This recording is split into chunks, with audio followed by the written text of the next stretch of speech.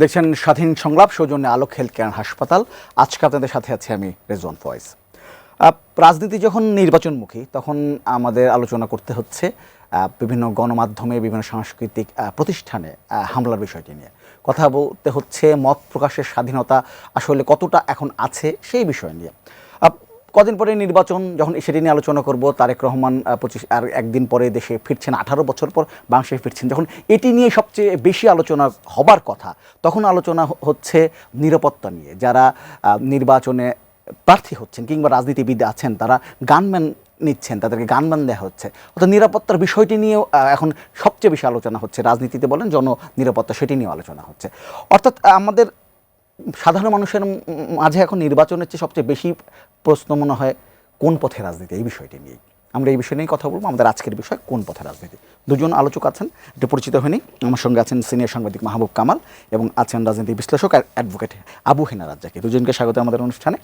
আলোচনা শুরু করি। মাহবুব কামাল, আপনাকে দিয়ে শুরু করি। যেটা বলছিলাম যে আমরা এখন কথা বলছি আসলে মত প্রকাশের স্বাধীনতা কতটুকু আছে সেটি নিয়ে। আজকে মত প্রকাশের স্বাধীনতা বিষয়ক জাতিসংঘের বিশেষজ্ঞ আইরিন খান তিনি বলেছেন যে জনরসকে সাংবাদিক ও শিল্পীদের বিরুদ্ধে হাতিয়ার হিসেবে ব্যবহার করা যে কোনো সময় বিপজ্জনক। বাংলাদেশ যখন নির্বাচনের দিকে যাচ্ছে তখন এমন হওয়াটা আরও বেশি উদ্বেগের। এর পরিণতি গণতন্ত্রের জন্য গুরুতর হতে পারে। আসলে কতটা গুরুতর হতে পারে? শুনেন, আমি আজকে মিডিয়া নিয়ে কিছু কথা বলি। হ্যাঁ, মানে আমার ধারণা আমাদের অ্যাডভাইজারি কাউন্সিল, মানে along with our chief adviser, তারা মিডিয়া কী জিনিস এটা বোঝেই না। হ্যাঁ, এবং একবার আদালত শেখ হাসিনাকে বলছিলেন রং হেডেড। আমার কাছে মনে হচ্ছে যে অ্যাডভাইজারি কাউন্সিল অনেকে রং হেডেড, মানে দে আর নট নর্মাল বিইং। মানে তারা বোঝেই না যে মিডিয়াটা কী জিনিস। হ্যাঁ, দেখেন, সভ্যতা বিরোধী সবচেয়ে ভয়ানক দৃশ্য কোনটা এই যাবৎকালের ইতিহাসে, সেটা যদি আমাকে বলেন তাইলে সেটা হিরোশিমা নাগাসাকির যে রেডিয়েশন এবং সেই আগুন। আমাদের যে সভ্যতা যতটুকুই হয়েছে, সেই সভ্যতায় সবচেয়ে ভয়ানক দৃশ্য হচ্ছে দুটি মিডিয়ার সারা শরীরে আগুনের লেলিহান শিখা। এবং তার চেয়েও ভয়ানক হচ্ছে যে আইনশৃঙ্খলা বাহিনীর 20 মিনিট করুণা ভিক্ষা, 20 মিনিট ভিক্ষা চাওয়া, মানে খুব প্যাথেটিক, মানে মর্মান্তিক এগুলো আর কি। কেন বললাম সভ্যতা বিরোধী? দেখেন, সভ্যতার বিকাশে সবচেয়ে বেশি ভূমিকা রেখেছে কিন্তু মিডিয়া। এবং বলা হয়ে থাকে যে, যেমন আমাকে 20 বছর আগে আমার এক জুনিয়র ফ্রেন্ড, আমি তাকে জিজ্ঞেস করে, আচ্ছা বলো তো, which is the strongest authority in the world? সে আমাকে বলছিল যে হোয়াইট হাউস।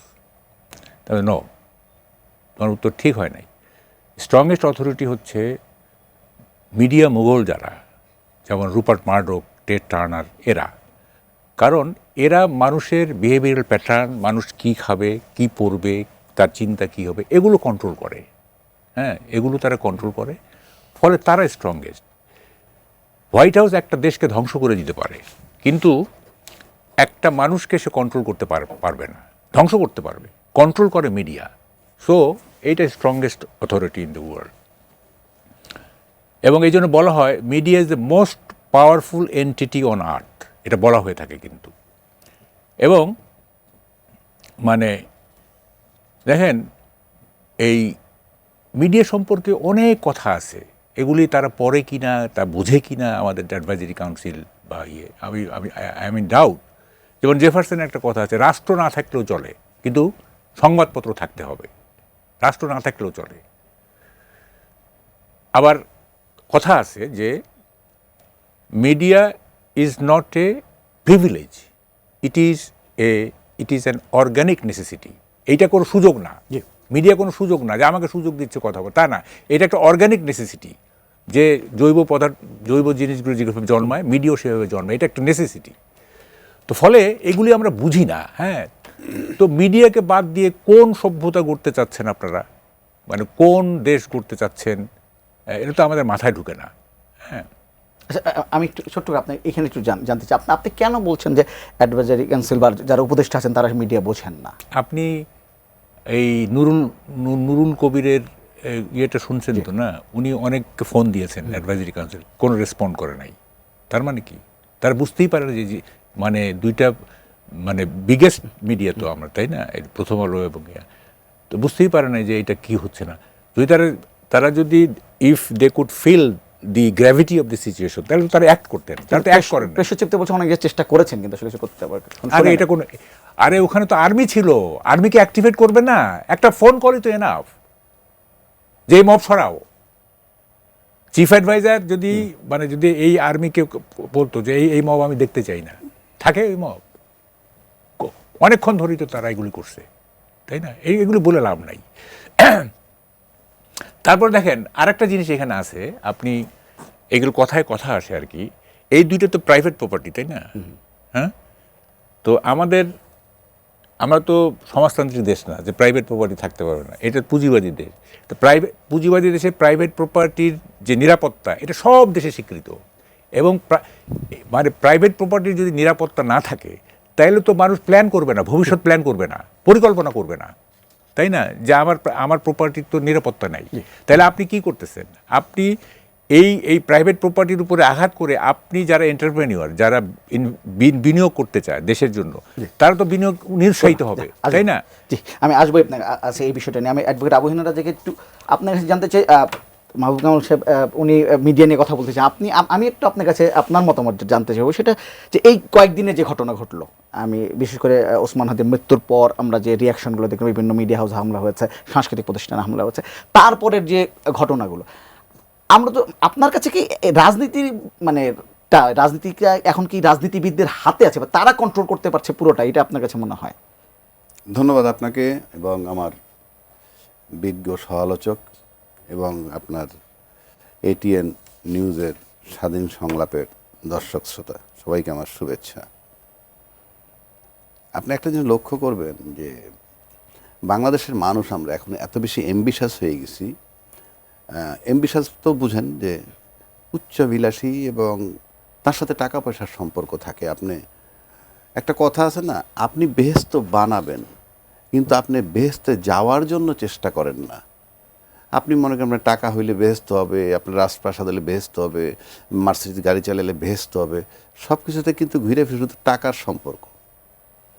আর আপনি যদি যত জগৎ মাইনাস করতে পারবেন, এস্টাবলিশমেন্ট কমাইতে পারবেন, দেখবেন আপনার এমনি শান্তি। এই কথাটা কেন বললাম? আমরা এত বেশি কর্পোরেট হয়ে গেছি যে হাদি একটা জীবন্ত মানুষ, তাজা একটা মানুষ, আপনি প্রকাশ্য দিবালোকে গুলি করে মেরে ফেললেন বললাম কেন? ফাইনালি মারা গেছেন। এর আগের কয়েকদিন আগে, তার কয়েকদিন পরে বোধহয় এনসিপির কে মারা গেল। আজকে পাইলাম একটা নিউজ, কামাল ভাই বলতেছিলেন ওই যে নাগরিক অধিকার গণ অধিকার পরিষদের কে ডেড বডি পাওয়া গেছে। জীবনটা খুব ইম্পর্টেন্ট মানুষের জীবনে। আপনি দেখেন মিডিয়া নিয়ে অবশ্যই এই যে প্রথম আলোতে হামলা হয়েছে, ডেইলি স্টারে হামলা হয়েছে, প্রত্যেকে কিন্তু হাদির এটাকে বলেই ওই মিডিয়াটায় চলে যায়। আমি চ্যালেঞ্জ থ্রো করছি বাংলাদেশকে, প্রত্যেকেই হাদির জন্য খুব কষ্ট পেয়েছে, এক লাইন দুই লাইনে শেষ করেই মিডিয়ায় চলে যাচ্ছে। প্রথম আলোর উপরে হামলা, তো ডেইলি স্টারের উপরে হামলা, অফকোর্স আমি তীব্রভাবে নিন্দা করি। আমি এত টকশো করি, 32 নম্বরে যেদিন হামলা হয়েছে আমি বলছি ইয়েস, যেটা শেখ হাসিনা যাওয়ার পরপর যেগুলি আমি তীব্র নিন্দা করছি, উই ক্যানট অ্যাকসেপ্ট ইট। কিন্তু আপনি জীবনে মানুষের জীবনটা কিন্তু অনেক গুরুত্বপূর্ণ। অলরেডি কিন্তু প্রথম আলো পত্রিকায় বেরোচ্ছে, ডেইলি স্টার পত্রিকায় বেরোচ্ছে, কারণ এটা হলো জড় জগৎ, you can make it, you can recover it. হাদিকে রিকভার করতে পারবেন না, 57টা অফিসারে ফেরত পাবেন না। সম্প্রতিকালে সবাই বলে পুলিশের বিচার হচ্ছে না, পুলিশও ফেরত পাবেন না যারা মারা গেছে। বাট বারবার বলা হচ্ছে পুলিশের বিচার হচ্ছে না। বাংলাদেশের পুলিশ কিন্তু তার এফআইআর সেই করতে পারে, কেন করছে না? এটা আমি একটা এক্সাম্পল দিলাম। পুলিশ নিজেই কিন্তু অথরিটি মামলা তদন্ত করার। বাংলাদেশে বহু মামলা হয়েছে, পুলিশবাদী মামলা, পুলিশ তদন্ত করছে, তারপরে সেইটাই বিচার হয়েছে, জেলে গেছে। মিডিয়ার উপরে হামলা, of course I cannot allow it. ভাই একটা কথা বলছেন, খুব বিনয়ের সাথে আমি বলছি যে আর্মি ছিল ওখানে আশেপাশে, তাই না? যায়নি। উপদেষ্টার টেলিফোন কেন? উপদেষ্টার টেলিফোন লাগবে কেন? তার রোলটা কি? তারা কি দায়িত্ব? তারা কি বলে রাখছে যে তুমি বৈশা থাকবা, ওই টেলিফোন করলে যাবা, উপদেষ্টা টেলিফোন করলে যাবা? ইজ ইট একটা উপদেষ্টা স্ট্যাটাসে কাভার করে, মাঠে যে আর্মিটা আছে তারা টেলিফোন করবে, কারণটা কি? তাকে তো ম্যাজিস্ট্রেসি পাওয়ার দিয়ে দায়িত্ব দিছে, জাননি কেন? সেই কৈফিয়ত চান না কেন? কেন চান না? আপনাদের চোখের সামনে ভাঙছে, তাইলে চাচ্ছেন না কেন? এক। দুই, যে প্রথম আলোতে ভাঙছে না আগুন দিছে, ফাইন, আপনি তাকে গ্রেফতার করলেন, ভালো কথা, অফকোর্স গ্রেফতার করবেন। আপনি হাদি হত্যার আসামি পান না, অথচ দীপু হত্যার আসামি অলরেডি গ্রেফতার কিছু এবং রিমান্ডে আছে। আপনি পার্থক্যটা বোঝেন। ওখানে কি টেলিফোন করে উপদেষ্টা কেউ বলছে দীপুর হত্যার আসামি গ্রেফতার করো, আর হাদিরটা গ্রেফতার করো না? আর একজন ব্যক্তি বলতেছে এই প্রক্রিয়া সে পালায়ে গেছে, তাকে একটা বার জিজ্ঞাসাবাদ করলো না, সূত্র কি তোমার? এটা কেন বলছি? যে আমরা জড় জগৎ নিয়ে খুব বেশি ব্যস্ত, এই সমস্ত লোকের লাইফের কোনো মূল্য নাই, অথচ তার মূল্য রাষ্ট্র দিল, রাষ্ট্রীয় মর্যাদা, পতাকা অর্ধনির্মিত থাকলো, ইত্যাদি ইত্যাদি। এখন এই যে মিডিয়া, সেই মিডিয়ার আপনি ওকে ধরে যে গ্রেপ্তার করবেন, জেল দিয়ে দিলেন, এটা কিন্তু চূড়ান্ত নয়। আমি নিশ্চিত করে বলে দিতে পারি, যারা ভাঙতে এসেছে তারা পারপাস জানে না, কেন ভাঙতে হচ্ছে, কেন আগুন দিচ্ছে, তাদেরকে কেউ ব্যবহার করে, অর্থাৎ কনস্পিরেটর ইজ দেয়ার। তাহলে আপনি প্রথম আপনাকে প্রশ্ন আনতে হবে, হামলা এর আগে কিন্তু নয়াদিগন্ত পত্রিকা অফিস পড়াইছে, সংগ্রাম অফিসের সম্পাদকরা ঘর থেকে বের করে নিয়ে আসছে, তারপরে প্রথম আলোর, আমি জেনুইনটা বলতে আমার কোনো পক্ষপাতিত্ব নাই, প্রথম আলোর সম্পাদকরা বলছেন 53 বছর এগুলো হয় নাই, অথচ 5ই আগস্টের পরে 71 বলেন, সময় বলেন, সব চ্যানেলে হামলা হয়েছে, হয় নাই? এটিএন নিউজে হামলা হয়েছে, এটিএন নিউজে হামলা হয়েছে। তো এই সমস্ত কথা, উদ্ভট কথা বলেন, হি ইজ টেলিং লাই। আপনি কেন, আপনি মিথ্যা বলতে পারবেন না? আপনার বলা উচিত নয়াদিগন্তে যখন হামলা হয়েছিল তখন প্রথম আলো কি করছিল, ওইগুলো যখন ভাঙলো তখন কি করছিল, গুম খুন নিয়ে কোন রিপোর্টটা করছেন, আয়নাঘর নিয়ে কোন রিপোর্টটা, ওনারা কোন রিপোর্ট করছেন আমরা দেখছি তো। আমি ভাই ফরগটস, আমি বিরোধিতা করার জন্য বলছি না, আপনাকে যেতে হবে কোন জায়গায়। যে একটা কথা আছে, কয় সৌদি আরবে চুরি করলে হাত কেটে দেয়, নারীর দিকে বাজে দৃষ্টিতে চোখ তুলে দেয়, তাই সৌদি আরবের লোকের হাত নাই, তাদের চোখ নাই, আছে তো। তার মানে কি, আপনি চুরি যদি না করেন হাত কাটবে না, কিন্তু রাষ্ট্রের ভাবতে হবে চুরি বা করবে কেন, হাতই বা কাটবো কেন। তাহলে প্রথম আলোর ভাবতে হবে কেন এখানে আসলো ভাঙতে, সেই কজ যদি রুটে যদি আপনি না যান, যেমন আপনি ডায়াগনোসিস করে যে কোনো একটা অসুস্থ লোক অসুখ হইলে কি রুটে চলে যায়, কি কি এরপরে ওষুধ দেয়। প্রথম আলোকেও ভাবতে হবে, তাদেরকে গবেষণা করতে হবে ঘটনাটা কি, আসলো কেন, কি কি। আমি নিশ্চিত করে বলতে পারি তারা জানে কারা কেন কি জন্য হামলা করতেছে, নানান জনের নানান কথা, এগুলোর ভিতরে তাদেরকেও ঢুকতে হবে না। সুতরাং আপনি খালি ভাঙছে, আগুন দিছে, এখন আমি আবার দায়িত্ব নিয়ে বলছি যে 57 জন সেনা অফিসার, শাপলা চত্বরের লোক মানুষ, পুলিশ মারা গেছে, এই আয়নাঘর হয়েছে, তার চেয়ে আপনার প্রথম আলো পত্রিকাটা বড় নয়। আমি একটু মাহবুব কামাল, আপনি কিছু বলবেন? রাজীব ভাই যে একটা বলতেছিলেন যে অনেকে জানেই না কেন ওখানে গেছে, বললেন না আপনি? যারা গেছে তারা পারপাস জানে না। হ্যাঁ, দেখেন, এটা আমার একটা স্মৃতি মনে পড়লো। এই যখন সালমান রুশদির যে সাটানিক ভার্সেস নিয়ে যখন কথা উঠলো, তখন আমাদের জায়জাদিন অফিস ছিল, বেলুড়ে একটা মিছিল যাচ্ছে, সালমান রুশদির ফাঁসি চাই, সালমান রুশদির ফাঁসি চাই। তো আমি একটা মিছিল থেকে একটা ছেলেকে ডাক দিলাম, আমি বলি, আচ্ছা সালমান রুশদি কী করছে, হ্যাঁ বলেন তো দেখি। তো বলে যে এটা কি বলে যে মহানবীকে এই করছে ইত্যাদি। তার মানে কোথায় কি বলছে, এটা সাটানিক ভার্সেসটা কি? সে সাটানিক ভার্সেস নামই শুনে নাই, এইটা গল্প, উপন্যাস না কবিতা, কিছু জানে না, খালি জানে যে আল্লাহকে ই করছে, আমাদের নবীকে ইয়ে করছে, কিছু জানে না সে। তো এখন দেখেন, এই যে যারা যায় আর কি, যারা এই যে হুজুগে যারা যাচ্ছে আর কি, মাস্টার মাইন্ড থাকে, কিন্তু অধিকাংশ কিন্তু জানেই না যে তারা কি করতে যাচ্ছে, অধিকাংশ জানেই না যে তারা আসলে কত গুরুতর অপরাধ করতে যাচ্ছে। হ্যাঁ, সব ক্ষেত্রে দেখবেন। এবং আমাদের এখানে কি ওই যে পঙ্গপালের মতো ছুটে আর কি, এবং আপনি তাকে বিচার করলেও কিন্তু ওই পদ্ধতি নষ্ট হবে না, আবার সাবডিল গো। এই একটা মানে দুর্ভাগ্য, মানে এত বেশি মূর্খতা, এত বেশি অজ্ঞতা, এত বেশি মানে কি বলবো আর।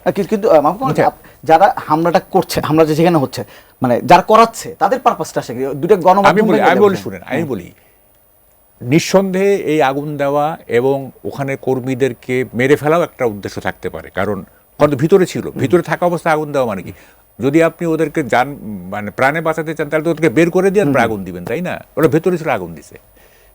তো এটা নিঃসন্দেহে একেবারে জঘন্যতম কাজ। কিন্তু কথাটা হচ্ছে মানে প্রথম আলো কিংবা আমাদের মিডিয়া কি তাদের সঠিক রোল প্লে করতে পারছে কিনা, এটা কিন্তু একটা মৌলিক প্রশ্ন। মিডিয়া রিয়েলি তাদের মানে মানে রোল প্লে করতে পারছে না।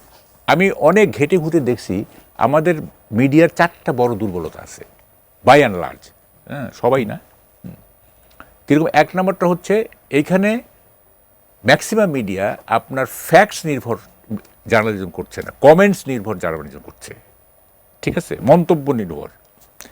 2 নম্বর হচ্ছে এক ধরনের সেন্সেশনালাইজেশন চলতেছে, একটা ছোট জিনিসকে সেন্সেশনালাইজ করে মানুষের আবেগকে উস্কে দেওয়া, মানুষকে কি বলে উত্তেজিত করা, এটা চলতেছে আর কি। হ্যাঁ, ছোট জিনিস হয়তো ধরেন যে এটা ট্রিটমেন্ট অত বেশি বড় হওয়ার কথা না, কিন্তু এটাকে ফুলায় ফাঁপায় ব্লো আপ করে এটাকে বড় করা হচ্ছে ইত্যাদি। তো এই সেন্সেশনালাইজেশনের মধ্যে পড়ে অনেকেই আপনার আবেগতাড়িত হয়ে নানা রকম কর্মকাণ্ডে জড়িত হয়ে পড়ছে। 3 নম্বরটা হচ্ছে মিডিয়া আমাদের বাই অ্যান্ড লার্জ আপনার পলিটিক্যালি বায়াস হয়ে যাচ্ছে, ঠিক আছে। আপনার এক একটা পত্রিকা হয়তো তারা একটা বিশেষ পলিটিক্সকে পার্সিউ করতে চায়, এটা কোনোভাবেই হওয়া উচিত না, কোনোভাবেই হওয়া উচিত না। একদম টোটালি নিউট্রালিটি বজায় না রাখলে ওইটা কোনো নিউজ পেপারই না, এটা একটা পলিটিক্যাল বায়াস আছে। আর 4 নম্বরটা হচ্ছে আমাদের মিডিয়াতে অবজেক্টিভিটি বলতে কিছু নাই, সব সাবজেক্টিভিটি। অর্থাৎ মানে ধরেন যে মিডিয়ার মালিক যিনি, হ্যাঁ, বা যিনি সম্পাদক, ওনাদের ইচ্ছা, ওনাদের উইল, তাদের যে সেগুলি রিফ্লেক্টেড হচ্ছে। কিন্তু অবজেক্টিভিটি যেটা আর কি, মানে বিরাজিত বাস্তবতা কি, হ্যাঁ, বিরাজিত মানে অবজেক্টিভিটি সমাজে যেগুলো প্রিভেইল করতেছে, রিয়েলিটি যেগুলো আর কি, সেগুলোর চাইতে আপনার সাবজেক্টিভ হয়ে যাচ্ছে সব কিছু। তো আচ্ছা, এখানে বলি, আপনি তো মিডিয়ার মানুষ, আমার 5ই আগস্টের পরে এই পরিস্থিতি কেন পরিবর্তন হলো? 5ই আগস্টের আগে তো আমরা এই দুর্বলের কথাই বলতাম, 5ই আগস্টের পরে কেন পরিবর্তন হলো না? হ্যাঁ, আপনি 5ই আগস্টের তো এন্টায়ার স্পিরিটটাই তো বিট্রেড। 5ই আগস্টে শুধু মিডিয়া কেন আপনি বলেন, 5ই আগস্টের স্পিরিট কী ছিল? 5ই আগস্টের স্পিরিট ছিল দীর্ঘদিন একটা স্বৈরশাসন ছিল, ঠিক আছে, এবং মানুষ ভোট দিতে পারে না, গণতন্ত্র ছিল না, এটা ছিল না, সেটা ছিল না। তো এই স্পিরিটটা বিট্রেড হয় নাই। আপনি আছে এই যে মানে কি বলে যে, যেমন ধরেন প্রত্যেকটা ক্ষেত্রে, যেমন ধরেন দুর্নীতি, এটা 16 বছরের একটা বড় অভিযোগ ছিল না দুর্নীতি, এটা দুর্নীতি হয় নাই, হচ্ছে তো দুর্নীতি। এবং বড় 16 বছরের মতো বড় দুর্নীতি হয় নাই। বড় হয় নাই কেন? যেহেতু ওই সময় মেগা প্রজেক্ট ছিল, সুতরাং দুর্নীতিটাও হয়েছে মেগা। এখন যেহেতু মেগা প্রজেক্ট নাই, মেগা প্রজেক্ট না থাকলে আপনি মেগা দুর্নীতি করবেন কীভাবে? একটা মেগা প্রজেক্ট হলে না বুঝতে পারতাম যে মেগা দুর্নীতি হচ্ছে কিনা। ছোট ছোট দুর্নীতি হয় নাই, ঘুষ বাণিজ্য হয় নাই, এগুলো তো রিপোর্ট হয়েছে, এগুলো নানা রকম রিপোর্ট হয়েছে তো। এবং এই যে আপনার সজীব ভুইয়ার যে পিএস ইত্যাদি, এগুলো রিপোর্ট হয় না, এগুলো হচ্ছে তো, এগুলো দুর্নীতি তো হচ্ছে। তারপরে ধরেন যে মানে এই কি বলে যে বিরোধী মত দমানো, এটা তো ছিল গত 16 বছরের একটা বড় সিমটম, তাই না? এখন বিরোধী মত হয়তো সরকার ইয়ে করতেছে না, কিন্তু এই আপনার কি বলে যে পাবলিক লেভেলে কি বিরোধী মত দমানোর চেষ্টা হচ্ছে না? এবং এই যে মবটা কি, মবটা তো হচ্ছে যে আমার পছন্দ না যেটা, সেটার উপরে আক্রমণ, তাই না? তো এটা তো এবং এগুলিতে তো সরকারের আপনার প্রশ্রয় আছে, কারণ আপনার 5ই আগস্টের পর থেকে আইনের শাসন প্রতিষ্ঠার ব্যাপারে আমাদের চিফ অ্যাডভাইজার এবং অ্যাডভাইজারের কাছে মিনিমাম কোনো আমরা মানে দেখি নাই, কি বলে ইচ্ছা দেখি নাই। হ্যাঁ, বরং যেমন একটা চিফ অ্যাডভাইজারের একটা কিন্তু এখন ভাইরাল হয়েছে ইদানিং, এখন 2-1 দিন হলো ভাইরাল হয়েছে। সেটা কি, যেহেতু মবের বাড়ছে, সেটা কি, ওই যে ওরা তো তোমাদের গ্রামেও আছে, ওরা কি শুধু সচিবালয়, তোমাদের গ্রামে আছে, তোমাদের তেজ গেল কোথায়? তো ফলে এই যে বিরোধী মতকে দমন করার যেটা আগে ছিল আইন শৃঙ্খলা বাহিনী করতো, পুলিশ করতো, র্যাব করতো, করতো, এখন মব করতেছে।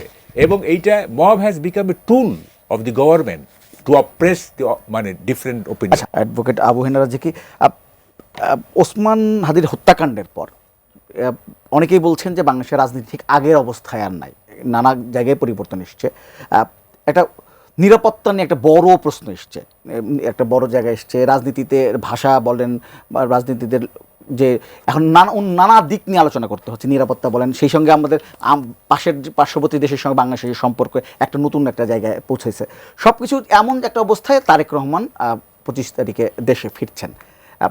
তার এই দেশে ফেরাটা আসলে রাজনীতিতে কি ধরনের পরিবর্তন আনতে পারে বা কী ধরনের প্রভাব ফেলবে? আবারও ধন্যবাদ আপনাকে এবং আমার সহ আলোচক।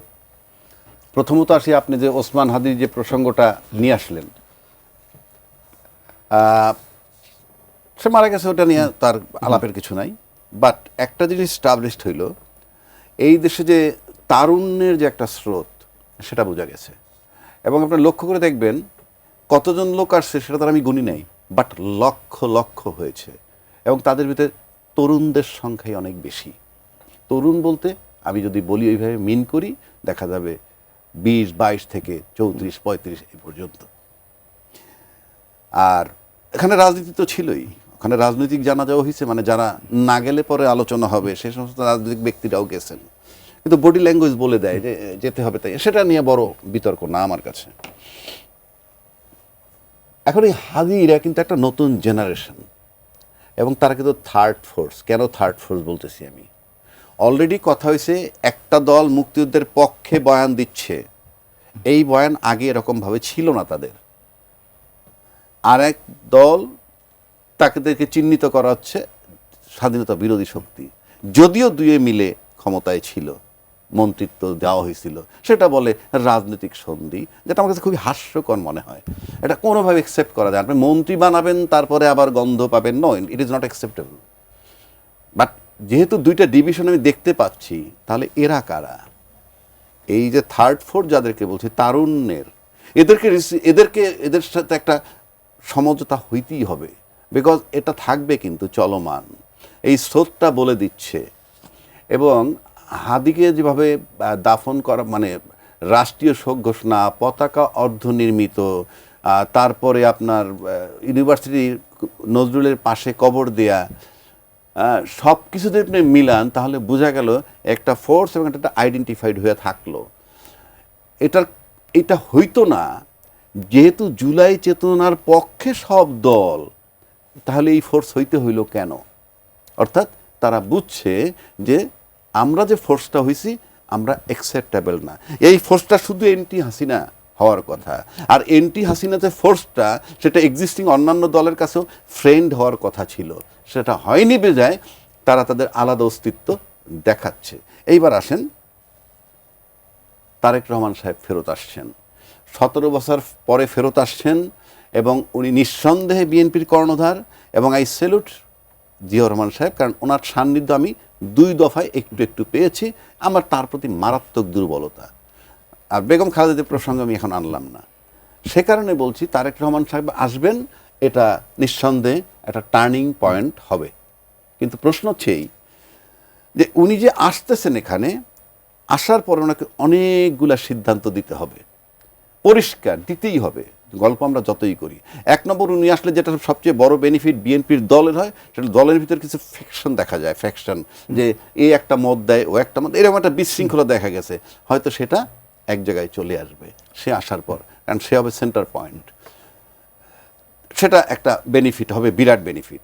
পাশাপাশি এই বিএনপি বলেন, জামাত বলেন, অন্যান্য রাজনীতি বলেন, এই সরকারকে যে তীব্র এবং নেকেড ভাষায় যে সমালোচনাগুলো করেছে, রাজনৈতিক দল বাদ দিলাম, এমন অনেক ব্যক্তি আছে যে নর্মাল করছেও এই সরকার প্রধান যিনি তার বাড়ির বারান্দায় যেতে পারবে না, তারাও তাকে অথর্ব অকথ্য ভাষায় কথা বলছে, সমালোচনা করেন আপনি। প্রশ্ন হচ্ছে যে উনি এসে এই কথাটা বলতে হবে, কি পরিমাণ বাক স্বাধীনতা থাকবে, কি পরিমাণ সমালোচনা করা যাবে, কতটুকু করা যাবে, এই একটা ওপিনিয়ন দিতে হবে। 2 নম্বর, মিডিয়ার সেফটি যে কথাটা উনি বলছেন, প্রথম আলো বলেন, অমুক বলেন, তমুক বলেন, মিডিয়া সেফটি কতখানি পরিষ্কার বলতে হবে, কতখানি বলতে পারবে।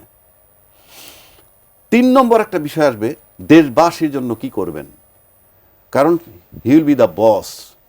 দেশবাসীর জন্য কি করবেন মানে এর আগে শুনছি চাকরি দিবেন, এমপ্লয়মেন্ট, তো পরিবার প্রতি 8,000 করে টাকা দিবেন ইত্যাদি, অনেক কথা হয়েছে। এনশিওর করতে হবে এই ব্যাপারে। 4 নম্বর যদি আসেন আপনি, ফরেন পলিসি এনশিওর করতে হবে। রাষ্ট্র এটা তামাশা নয়, আপনি একটা দল দেশ চালাবেন, জিও পলিটিক্স এখানে খুব ইম্পর্টেন্ট। বাংলাদেশটা ভাইটাল জায়গায় আছে, এখানে চায়না, আমেরিকা, ইন্ডিয়া, পাকিস্তান যাই বলেন না কেন, বিশাল একটা কাজ এখানে চলছে। সেক্ষেত্রে হাসিনা ইজ আইডেন্টিফাইড, ইউনূস সাহেব ইজ আইডেন্টিফাইড, যে তারা কে কী করছে কোন ব্লকে, তাকে একটা ক্লিয়ার চিত্র দিতে হবে। যদিও ইতিমধ্যে একটা কথা আসছে হুইচ ইজ ভেরি পেইনফুল আমার কাছে মনে হয়েছে, এটা হলো অ্যাড্রেসের ব্যাপারে। আনন্দবাজার পত্রিকা একটা কথা আসছে 19/12/2025, সেখানে শিরোনামটা ছিল এরকম, খালেদা পুত্রের সম্বল নয়াদিল্লির বন্ধুত্ব মুক্তিযুদ্ধ। আমি জানি না তাদের প্রতিক্রিয়া কেমন, আমি যেহেতু বিএনপির কিছু ফিল করি জিয়াউর রহমান সাহেবের কারণে, এই শিরোনামটা আমার পছন্দ হয়নি। খালেদা পুত্র, জিয়া পুত্রও বলেননি, কিংবা উনি বিএনপির চেয়ারম্যান, ভারপ্রাপ্ত চেয়ারম্যান বলেন, ভার্চুয়ালি সেই চেয়ারম্যান।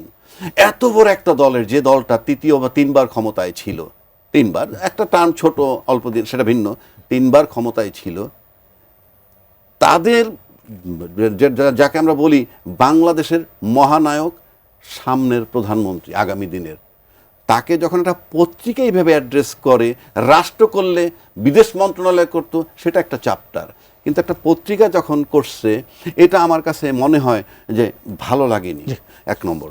দুই নম্বর হচ্ছে বিএনপির তরফ থেকে আমরা কোনো প্রতিবাদ পাইনি, যেটা আমার কাছে খুব গুরুত্বপূর্ণ।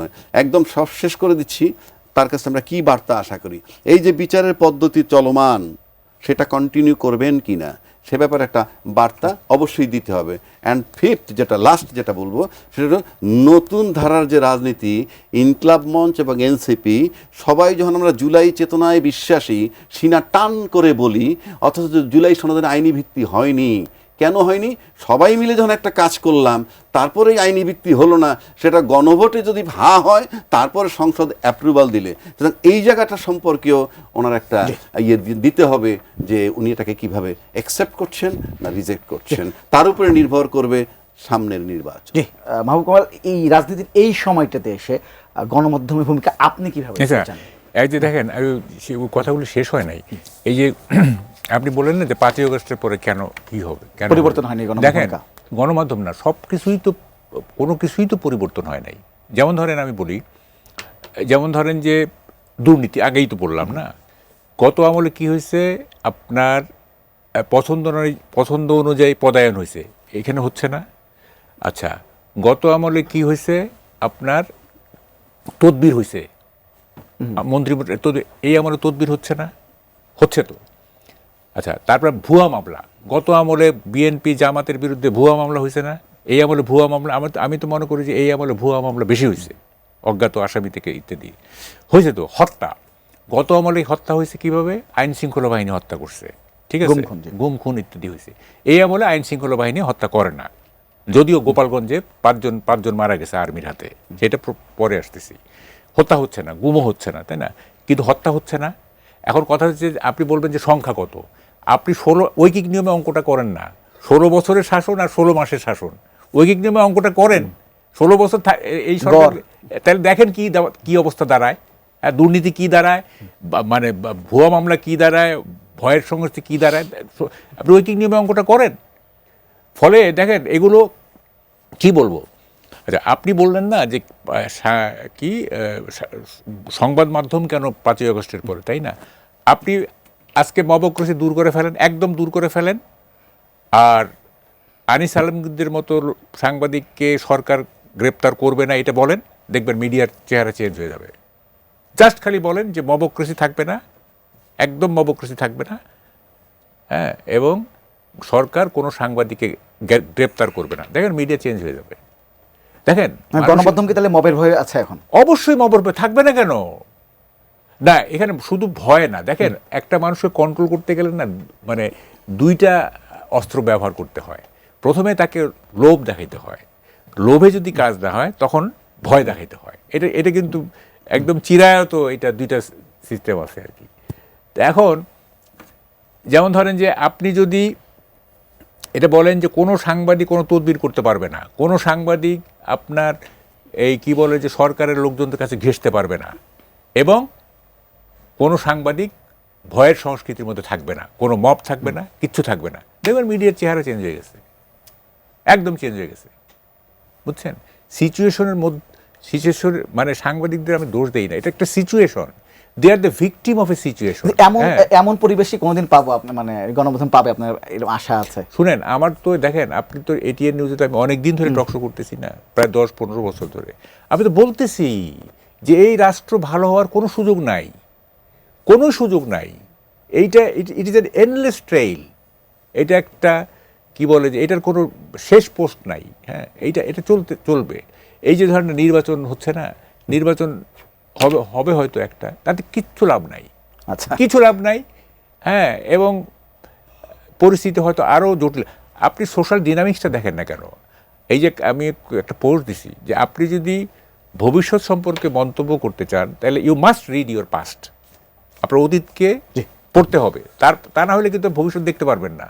আমরা তো অতীত দেখি না, আমরা সবসময় we live in the moment, মুহূর্তের মধ্যে বেঁচে থাকি। এই মুহূর্তে কি আমাদের যে একটা অতীত আছে, আমাদের যে একটা ভবিষ্যৎ আছে, এগুলি কেউ ভাবে না। All live in the moment, মুহূর্তের মধ্যে সবাই বেঁচে আছি। হ্যাঁ, এবং সোশ্যাল ডিনামিক্সটা আপনি দেখেন, আমাদের সোশ্যাল ডিনামিক্সের গ্রাফ কখনোই আপনার পজিটিভ না, সবসময় নিম্নমুখী। যত দিন যাচ্ছে তত অ্যাকিউট হচ্ছে সমস্যা। এটা তো সলভ হওয়ার কথা, তাই না? আরো জটিল হয়ে যাচ্ছে, তাই না? অ্যাডভোকেট আবু হেনা রাজি, কি নির্বাচনের কথা বলছিলাম, প্রথমে যেমন শুরুটা করেছিলাম যে এখন রাজনীতি যখন নির্বাচনমুখী হবার কথা, এখন আমরা নিরাপত্তা নিয়ে কথা বলি, এখন আমরা হীনতার নিয়ে কথা বলি, আমরা সহিংসতা নিয়ে কথা বলছি। আসলে কোন পথে রাজনীতি, যদি নির্বাচনকে কেন্দ্র করেই বলি? শুধু অন্য বিষয় বলতে দরকার না, আমি নির্বাচনের ভিতরেই থাকি এখন। আপনি দেখেন, আমাদের কিন্তু এখন নির্বাচনী প্রচারণা থাকার কথা তুঙ্গে, যে সবাই নির্বাচনমুখী। 1, 2 নম্বর, প্রত্যেকটা দল তার নিজ নিজ ম্যানিফেস্টো দিতে থাকবে, আর কোনো কথা নেই, শুধু নিজ নিজ ম্যানিফেস্টো। হয়তো তারেক রহমান সাহেব আসলে ব্রড আকারে দিবেন, কিন্তু ওনার দলের তো প্রত্যেকের বলতে, আমি তো দেখি না আমার এলাকায় যে যাচ্ছে দিচ্ছে, এবং প্রত্যেকে প্রার্থী নিজেরই প্রশ্ন, নির্বাচন হবে তো? আচ্ছা, এই প্রশ্নটা কেন আসবে?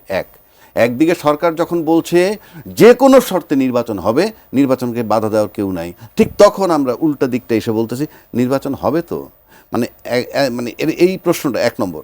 2 নম্বর, হাদিকে যখন গুলি করা হইলো তখন সিইসি বলল এটা একটা বিচ্ছিন্ন ঘটনা, এইগুলো আগেও হয়েছে, অথচ সে পতাকা অর্ধনির্মিত ছিল রাষ্ট্রীয়, তাহলে ঘটনাটা বিচ্ছিন্ন না? তো এই সিইসি যখন ইমেচিউর কথাবার্তা বল, পাশাপাশি সিইসি আবার এটাও বলছেন উনি ব্লেম নিতে রাজি না, এই সম্প্রতি আজকে বোধহয় বলছে। তার মানে কি, উনি নিজেই তো নির্বাচন করতে পারবেন বলে সরে যাওয়ার এভরি পসিবিলিটি একটা সাউন্ড দিয়ে রাখলো বাজারে।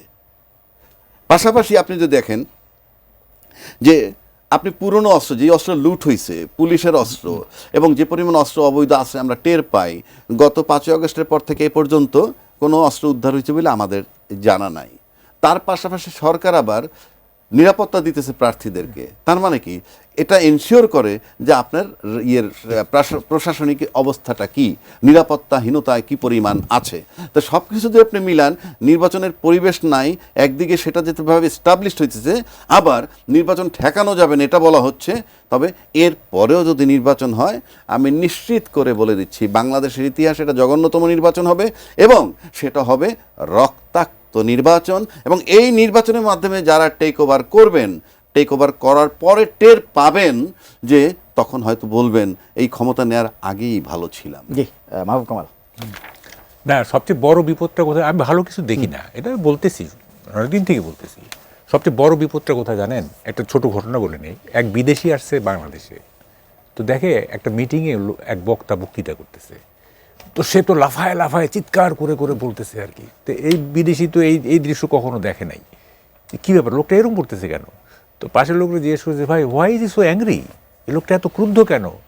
Is in a threat of being murder, তাকে কি কেউ হত্যার হুমকি দিছে নাকি? দেখেন, রাজনৈতিক নেতা বক্তৃতা দিচ্ছে আর ওই বিদেশি ভাবতেছে তাকে কেউ হত্যার হুমকি দিছে, এই জন্য সে এত ক্ষেপে গেছে। প্রবলেমটা তো ওই জায়গায়। আমাদের দেখেন, মানে হিউম্যান পলিউশন হয়ে যাচ্ছে, ঠিক আছে? আমরা তো আগে air pollution, water pollution, environmental pollution, এখন মানুষ দূষিত হয়ে যাচ্ছে, মানুষ বেপরোয়া হয়ে যাচ্ছে, মানুষ দিক বিদিক জ্ঞান শূন্য হয়ে পড়ছে, এবং মানুষের মধ্যে ইনস্যানিটির উপাদান ধীরে ধীরে শক্ত হচ্ছে, উন্মাদনার।